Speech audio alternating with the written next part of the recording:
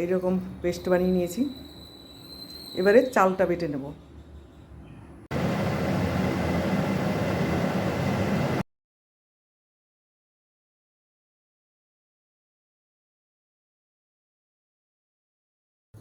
গোবিন্দভোগ চাল আর সয়াবিন দিয়ে আজকে একটা হেলদি ব্রেকফাস্ট তৈরি করব। সেই জন্য প্রথমে এইগুলোকে আধা ঘন্টা মতো ভিজিয়ে রাখতে হবে। আধা ঘন্টা 20 মিনিট ভিজিয়ে রাখলেই যথেষ্ট। নমস্কার বন্ধুরা, নমিতাস কিচেন অ্যান্ড ব্লগ চ্যানেলে আপনাদের সকলকে স্বাগত।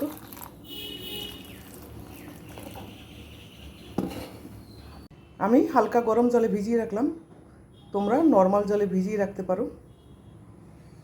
আধা ঘন্টা ভিজিয়ে রাখা হয়ে গেছে। এবার এই সয়াবিনগুলো আমি ভালোভাবে জল দিয়ে ধুয়ে মিক্সিতে পেস্ট বানিয়ে নেব। চালটাও আমি ধুয়ে বেটে নেব। নর্মাল জল দিয়ে 4-5 বার ধুয়ে নিলাম। দেখুন এর মধ্যে একটু জল নেই।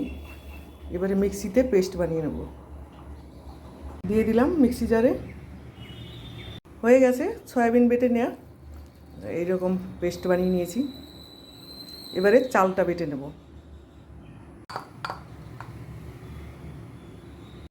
চালগুলো ধুয়ে দিয়ে দিলাম মিক্সি জারে।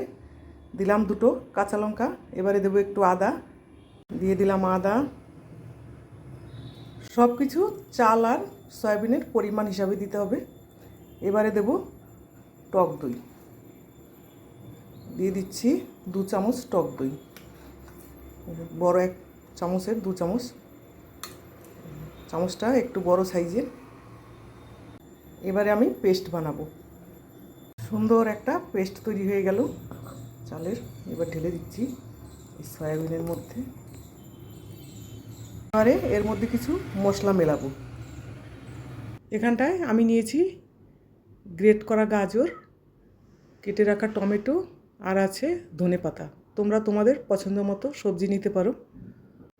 এই ব্যাটারের মধ্যে প্রথমে মেলাবো স্বাদ অনুসারে লবণ, দেব 1/2 চামচ জিরে, এবারে দেব গ্রেট করে রাখা গাজর, টমেটো আর ধনেপাতা।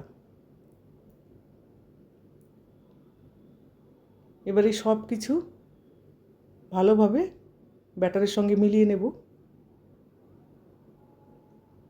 মেলানো হয়ে গেছে, দেখো একটু ঘন হয়ে গেছে। সামান্য একটু জল ব্যবহার করব।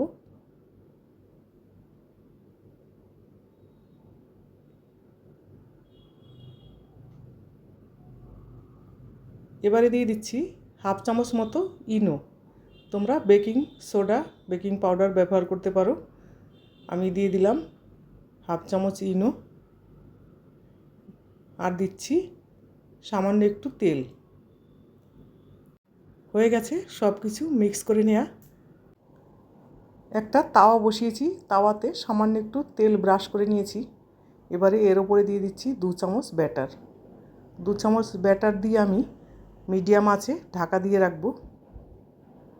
আর এদিকে একটা গ্রিন চাটনি বানাবো, সেই জন্য দিচ্ছি পুদিনা পাতা, ধনে পাতা, আর দেব কাঁচা আম।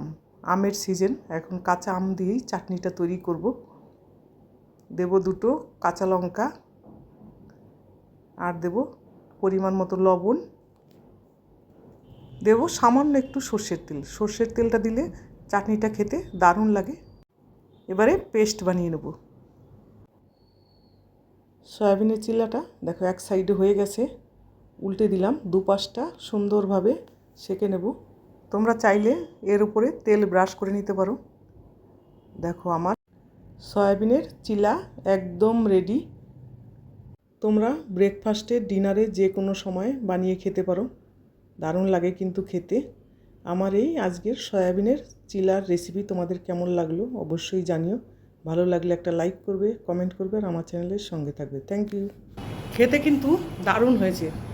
তোমরা এইভাবে বানিয়ে খেয়ে দেখতে পারো।